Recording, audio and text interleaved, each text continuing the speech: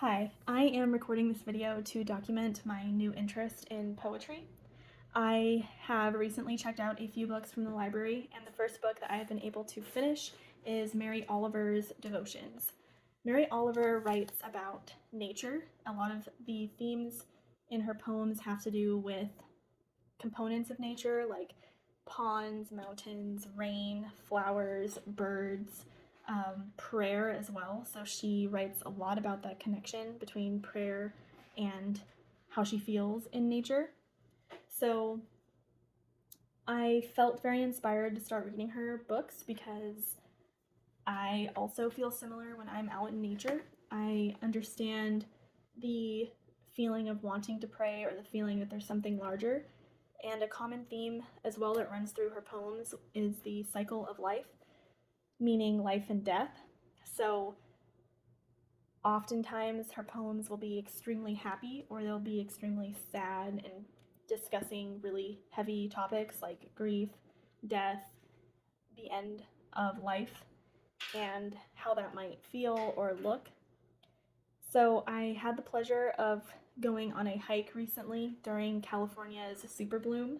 So we are experiencing an extreme super bloom of wildflowers all over the place.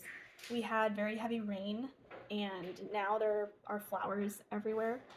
And this hike I've been on multiple times, but it has never looked like this. There were thousands of flowers everywhere, and the second that I drove into the region, I felt extremely inspired and immediately thought about her poetry. Um, it was incredible just to notice all of the flowers, and I also had this feeling that they were temporary because flowers don't last all year, and we are experiencing a very rare and incredible season, and it might not be like this for an extremely long time. So I just had that feeling that they will go away and that I was making very long lasting, incredible memories, and that this day would just be very special. So I just felt inspired to record and document how the flowers looked that day, and I thought of her poems. So I am going to read a few that I've selected, and a lot of them are about flowers. And sadly enough, death is also a huge theme within those flower poems. So some are very sad, and then the other poems I've chosen are also very happy. So yeah, it was hard to select because I want to read them all, and I want to share all of her poems with everyone that I meet because they're just so special and incredible, and no one else gets it like she does. So yeah, so the poems I'm going to read have to do with flowers and other nature like topics, and yeah, I'm just really happy and I feel very blessed that I was able to go on that hike and that we had perfect weather and it was just a perfect day, and I'm very lucky and happy that it worked out that way. And I didn't even expect to see that many flowers, but we did, and it was so pretty. And I just had to record it. So thank you for watching this, and I really hope you enjoy. This morning. This morning, the redbird's eggs have hatched and already the chicks are chirping for food. They don't know where it's coming from, they just keep shouting, "More, more!" As to anything else, they haven't had a single thought. Their eyes haven't yet opened. They know nothing about the sky that's waiting, or the thousands, the millions of trees. They don't even know they have wings. And just like that, like a simple neighborhood event, a miracle is taking place. Praying. It doesn't have to be the blue iris. It could be weeds in a vacant lot, or a few small stones. Just pay attention, then patch a few words together, and don't try to make them elaborate. This isn't a contest, but the doorway into thanks, and a silence in which another voice may speak. I know someone. I know someone who kisses the way a flower opens, but more rapidly. Flowers are sweet. They have short, beatific lives. They offer much pleasure. There is nothing in the world that can be said against them. Sad, isn't it, that all they can kiss is the air? Yes, yes, we are the lucky ones. Why I wake early. Hello, sun in my face. Hello, you who make the morning and spread it over the fields and into the faces of the tulips and the nodding morning glories and into the windows of even the miserable and the crotchety. Best preacher that ever was, dear star that just happens to be where you are in the universe, to keep us from ever darkness, to ease us with warm touching, to hold us in the great hands of light. Good morning, good morning, good morning. Watch now how I start the day in happiness, in kindness. Morning poem. Every morning the world is created. Under the orange, sticks of the sun, the heaped ashes of the night turn into leaves again, and fasten themselves to the high branches, and the ponds appear like black cloth of which are painted islands of summer lilies.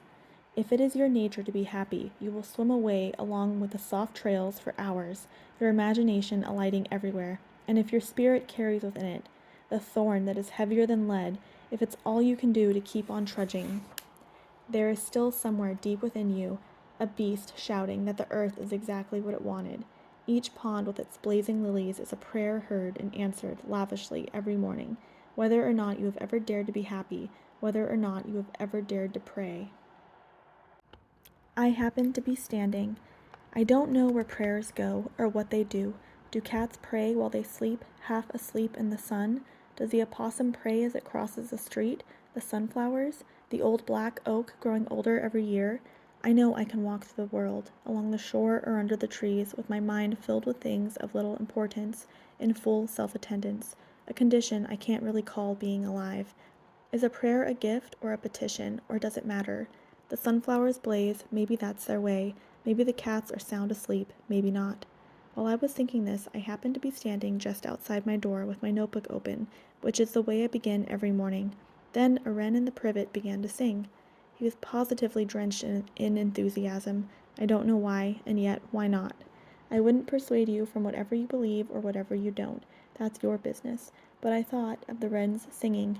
What could this be if it isn't a prayer? So I just listened, my pen in the air. Storage. When I moved from one house to another, there were many things I had no room for. What does one do? I rented a storage space and filled it. Years passed. Occasionally, I went there and looked in, but nothing happened, not a single twinge of the heart. As I grew older, the things I cared about grew fewer, but were more important. So one day, I undid the lock and called the trash man. He took everything. I felt like the little donkey when his burden is finally lifted. Things! Burn them! Burn them! Make a beautiful fire! More room in your heart for love, for the trees, for the birds who own nothing, the reason they can fly. White flowers. Last night in the fields I lay down in the darkness to think about death, but instead I fell asleep, as if in a vast and sloping room filled with those white flowers that open all summer, sticky and untidy in the warm fields. When I woke, the morning light was just slipping in front of the stars, and I was covered with blossoms. I don't know how it happened. I don't know if my body went diving down under the sugary vines in some sleep-sharpened affinity with the depths, or whatever that green energy rose like a wave and curled over me, claiming me in its husky arms. I pushed them away, but I didn't rise. Never in my life had I felt so plush or so slippery, or so resplendently empty. Never in my life had I felt myself so near that porous line where my own body was done with and the roots and the stems and the flowers began. Poppies. The poppies send up their orange flares, swaying in the wind. Their congregations are a levitation of bright dust, of thin and lacy leaves. There isn't a place in this world that doesn't, sooner or later, drown in the indigos of darkness. But now, for a while, the roughage shines like a miracle as it floats above everything with its yellow hair. Of course, nothing stops the cold, black curved blade from hooking forward. Of course, loss is the great lesson. But also, I say this, that light is an invitation to happiness, and that happiness, when it's done right, is a kind of holiness, palpable and redemptive, inside the bright fields. Touched by their rough and spongy gold, I am washed and washed in the river of earthly delight. And what are you going to do? What can you do about it, deep blue night?